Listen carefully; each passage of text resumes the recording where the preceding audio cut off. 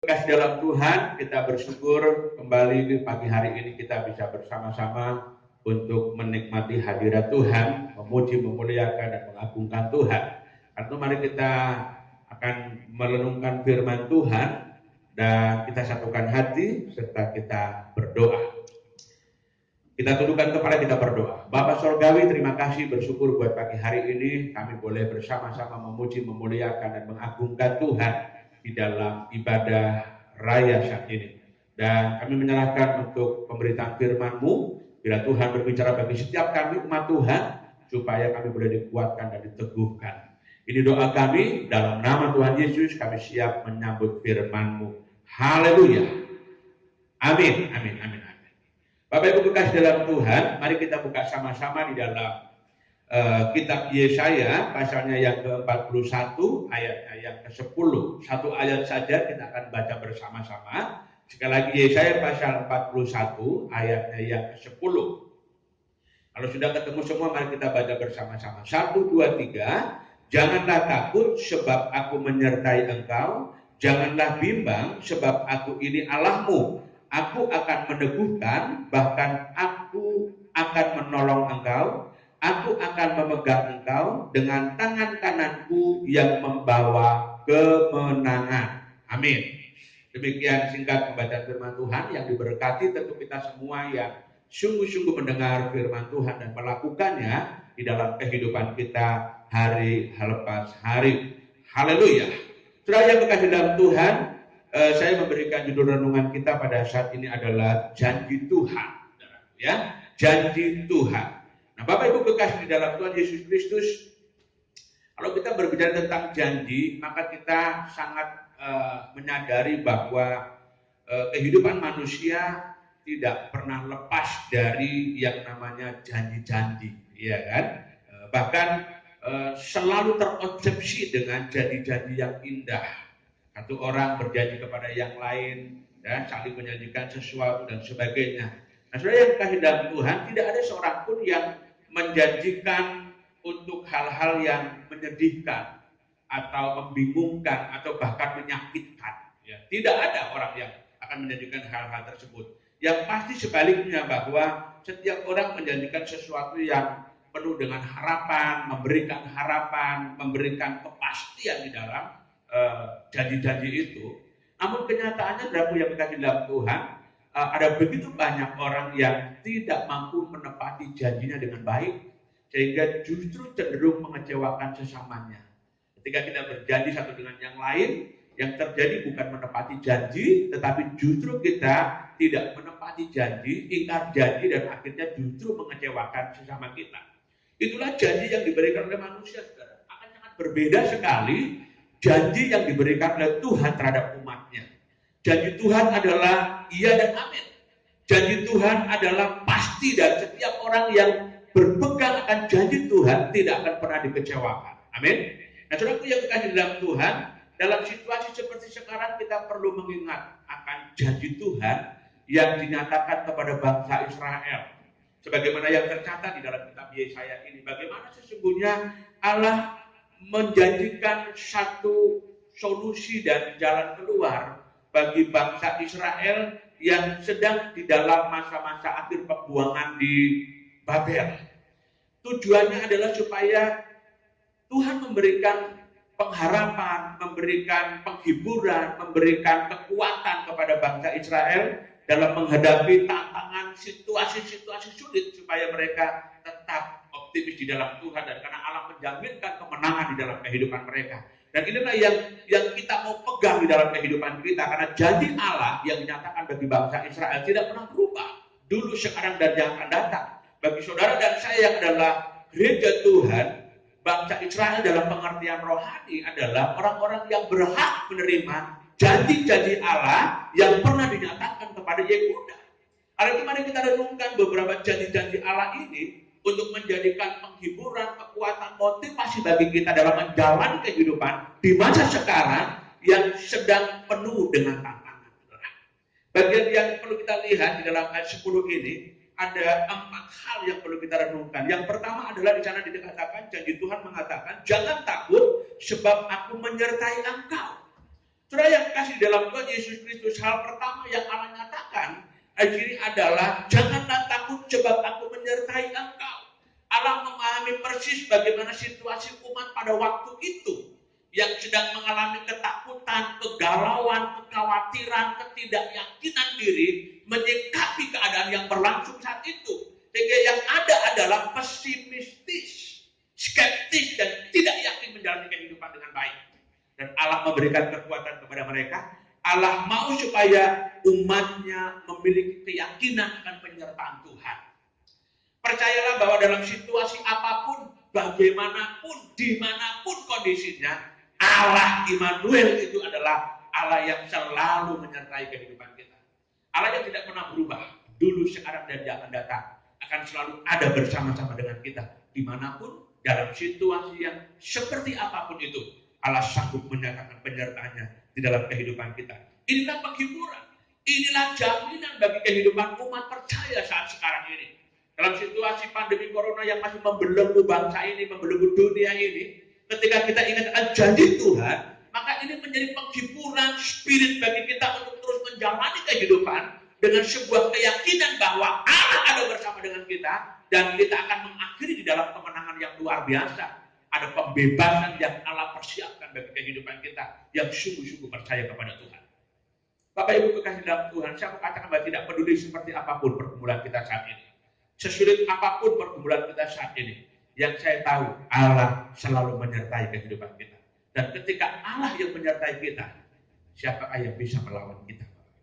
Amin. Jadi bagian yang pertama adalah ingat janji Tuhan bahwa Allah selalu menyertai kita. Matius pasal 28 mengatakan, aku menyertai engkau sampai kepada akhir zaman. Penyertaan Tuhan itu berlangsung secara terus-menerus di dalam kehidupan kita sampai akhir zaman. Ini menjadi bagian yang menjaminkan kehidupan kita. Yang pertama, janji Allah, Dia menyertai kita, sehingga kita tidak perlu takut, tidak perlu khawatir, tidak perlu cemas menyikapi berbagai keadaan yang berlangsung saat ini. Bagian yang kedua yang saya perhatikan adalah selanjutnya di sana dikatakan, janganlah bimbang sebab aku ini Allahmu. Bapak Ibu kekasih dalam Tuhan, Allah berjanji menyertai kita, tetapi Allah menuntut sebuah kesungguhan, keyakinan, iman yang sepenuhnya di dalam diri kita. Allah tidak mau kita dalam kebimbangan. Saudaraku yang kekasih dalam Tuhan Yesus Kristus, orang yang bimbang itu diibaratkan seperti orang yang mendua hati antara percaya dan tidak. Artinya tidak ada kesungguhan untuk sungguh-sungguh percaya kepada Allah. Dan ketika Tuhan berkatakan jangan bimbang, lalu disebutkan sebab aku ini Allahmu, ada identitas yang Allah nyatakan, yang Allah tekankan kepada kita. Bahwa Dia adalah Allah yang menjamin, gitu ya. Ketika dikatakan aku ini Allahmu, Dia mau menyatakan otoritasnya, Dia mau menyatakan kuasanya, Dia mau menyatakan kemampuannya, kekuatannya, bahwa Dia sanggup menjaminkan kita. Sehingga identitasnya di situ dinyatakan aku ini Allahmu. Tujuan apa? Supaya kita tidak perlu bimbang, kita tidak perlu ragu akan kuasanya, kemampuannya, kekuatannya yang sanggup menjaminkan kehidupan kita. Untuk tidak perlu takut dalam menjalani situasi-situasi yang berlangsung saat ini, saudara. Ada banyak orang yang kadang-kadang meragukan keadaan Allah, meragukan kuasa Tuhan, sehingga selalu dalam ketakutan, kekhawatiran, ketidakpercayaan diri, bahkan cenderung mengandalkan kekuatan-kekuatan sekitarnya, saudara. Itu menjadi keliru dalam hidup ini. Dan hari ini firman Tuhan mengatakan, jangan bimbang sebab aku ini Allahmu. Ada identitas yang jelas yang ditekankan oleh Allah tentang siapa dirinya. Saudaraku yang dikasihi dalam Tuhan, mari percayakan hidup kita sepenuhnya kepada Allah. Jangan ragukan Allah dalam kehidupan kita. Jangan buat kebimbangan di dalam diri kita tentang identitas Allah yang sanggup menyatakan pertolongan di dalam kehidupan kita. Sehingga dikatakan selanjutnya adalah bahwa aku akan meneguhkan, bahkan akan menolong engkau, saudara. Iya, jadi ada situasi seperti sekarang, ada banyak orang yang kemudian menjadi rapuh, menjadi ragu-ragu dan mudah sekali goyah oleh karena pergumulan yang berat. Kita tidak bisa pungkiri bahwa situasi seperti sekarang, kondisi bangsa dan negara Indonesia secara ekonomi sedang mengalami keterpurukan akibat dari pandemi corona. Dalam berbagai aspek mengalami keterpurukan, kemunduran barangkali. Tetapi kita sebagai orang yang percaya kepada Tuhan, maka kita kita harus tetap berdiri teguh menikmati pertolongan Tuhan yang dijanjikan dalam kehidupan kita. Mari kita pegang teguh bahwa Dia adalah Allah yang siap meneguhkan bahkan menolong kita. Haleluya. Dialah Allah yang meneguhkan, Dialah Allah yang menolong kita, sehingga ini betul-betul menjadi jaminan yang luar biasa bagi setiap kita. Dalam kesulitan-kesulitan yang berlangsung, Allah tidak akan pernah membiarkan kita tergeletak. Dalam pergumulan-pergumulan yang berat yang dihadapi oleh situasi kondisi sekarang ini, Allah tidak akan pernah membiarkan umatnya tergeletak.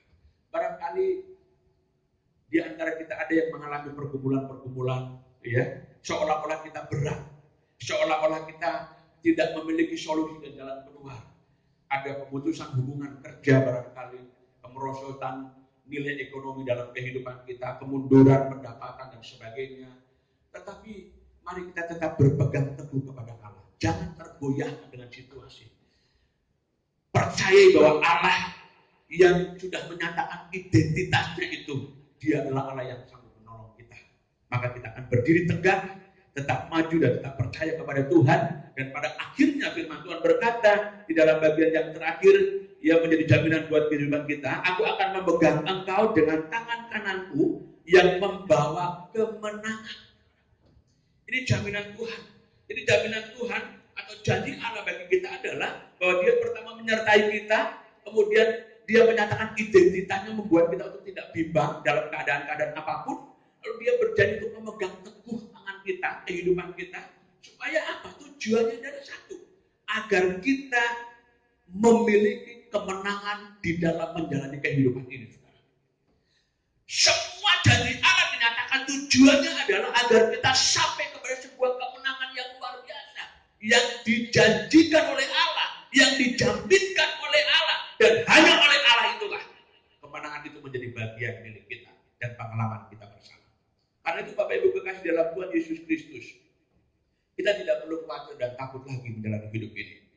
Karena jaminan tangan Tuhan begitu luar biasa dalam kehidupan kita. Yang penting bagi hidup kita saat sekarang ini adalah, mari dalam situasi kondisi apapun, kita memegang tangan Tuhan yang kuat.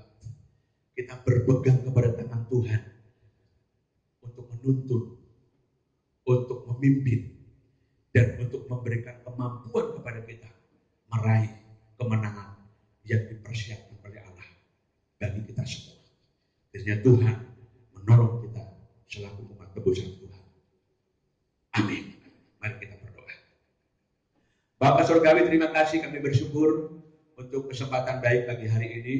Biarlah Tuhan yang terus memeteraikan firman-Mu yang boleh kami nikmati pagi hari ini. Tuhan nyatakan dalam kehidupan kami dan mampukan kami untuk mempraktekkan di tengah-tengah kehidupan kami. Bahwa sesungguhnya janji Allah menjadi jaminan bagi kehidupan kami untuk berjalan meraih kemenangan yang dijanjikan oleh Allah. Terima kasih Bapak di doa kami serahkan seluruh umat Tuhan di gereja menjadi tempat Tuhan yang memberkati mereka, Tuhan yang menopang mereka, Tuhan yang memampukan mereka untuk sungguh-sungguh menjadi umat yang berkemenangan di dalam Tuhan. Dalam nama Tuhan Yesus kami berdoa, mengucap syukur kepada Bapa di surga. Haleluya. Amin. Amin.